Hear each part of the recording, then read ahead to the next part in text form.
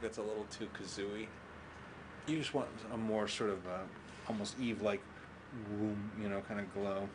If that squeak sounds kind of sad and you never meant it to sound sad, it'll throw it that way. So you can't ignore it.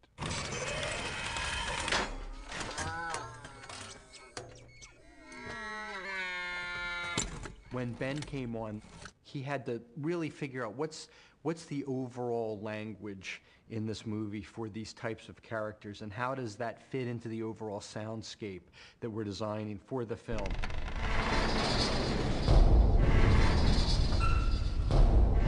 I usually first think, if these objects, places, or robots, or machines really existed, what would they sound like?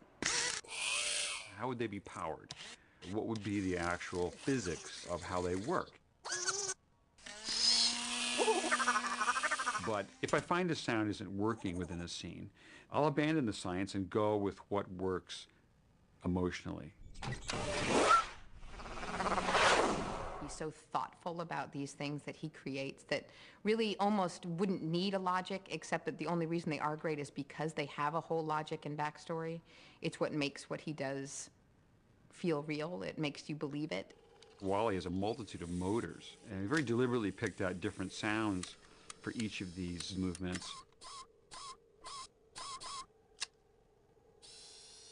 And they can be orchestrated together to punctuate the emotions with sounds that are justifiable as part of his function.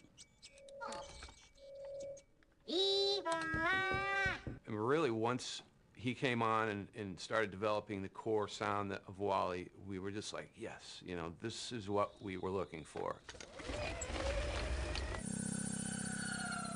We've always tried to give Eve kind of very soothing, high-tech, quiet tonalities, almost like little bits of music. And there's a mystery, there's a sense of energy and enchantment with her. But it's kind of a soft kind of background kind of idea with sound. And it's emotional. All of them have an array of sounds that are character-based. The autopilot is filled with bells and whistles and many big motors, and he's multitasking like no other character. So there's always some sense of activity and calculating going on. With Mo, he's sort of a nervous little cleaning droid, so often he's revving his motor a little bit, like he's eager to do something else. Little snippets of sound that keep him frenetic.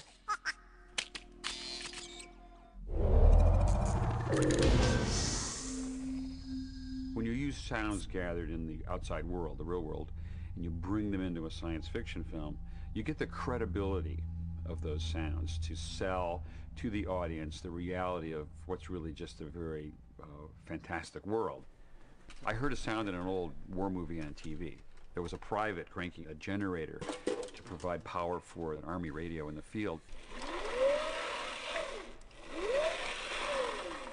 I found one of these old army generators on eBay.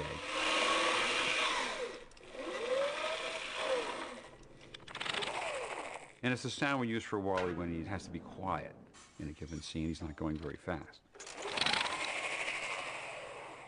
When Wally gets going at high speed, additional sounds are added to his driving motors. And one of the principal elements comes from a device called the inertia starter, used to start the engine on an old airplane. And it's a classic sound, often used for the Roadrunner speeding up or the Tasmanian Devil spinning in a circle. Creating sound effects is one task, but creating voices is the hardest task for me as a sound designer. Our audience is very sensitive to analyzing voices because we do it all day long, every day. Aha! Ha! Sound effects can function like a voice. Sound effects can be expressive.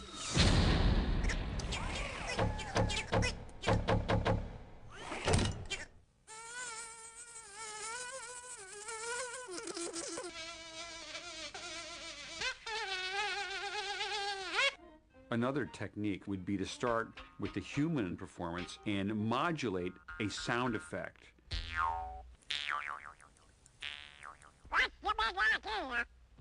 The human performance is driving the shape of the twanging Jew's harp.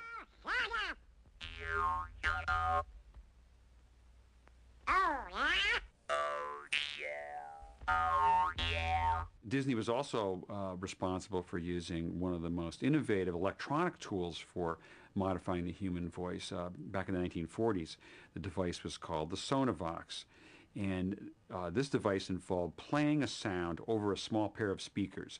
And a performer would hold the speakers against their throat. The train sounds are all on here. You hold these over your vocal cords and move your lips, like this. All aboard, clear the track. All aboard, let's go. Eve, Eve. The voice of Eve is a modern example of the same technique. In this case, I'm using a device called a vocoder. And you can input into this device a human recording, a human voice at one end. Go ahead. In this case, it's Alyssa Knight. Directivo. Directivo. Directivo. I like that. And at the other side of the device, you can put in a tone, Directivo. Directivo. changing the performance and giving it electronic nuances. Directive. You wanted to have all the soul of a human being might have in the performance, but you wanted it to sound like the voices were synthesized, that they were coming from a machine. Wally's voice started with recordings I would make of myself. And then it's analyzed and broken up into its component parts within the computer. It changes the volume and pitch of the sound. And the tilt of the pen actually affects the way the sound is resynthesized in the computer. And I can add an additional level of performance to it that way. Wally. There was probably a year's worth of work. No. Until we really arrived at a set of sounds for the main characters that we felt comfortable with, that we had created a voice. My editor, Steve Schaefer, and I would just go through and go, all right, we need something that sounds sad but slightly hopeful, you know? And then you would just go through all these sounds. Wally. I think the front half might work better. Yeah. The more inventive sounds get, the more they become subjective, and they become sounds in the ears of the beholder. A ray gun, a force field, they're interchangeable. Most of these sounds are just so abstract that the ultimate judgment has to be in the hands of one person, and that is Andrew Stanton. I want to take complete credit for having tracked down Ben Burt and gotten him to say yes on this film, and that's about where it ends. And then the rest of the credit just goes to him for achieving the goal that I had thrown his way of making me not only believe, but like this whole cast of characters in this world. The end result is a product which involved thousands, maybe tens of thousands of decisions, and certainly thousands of sounds.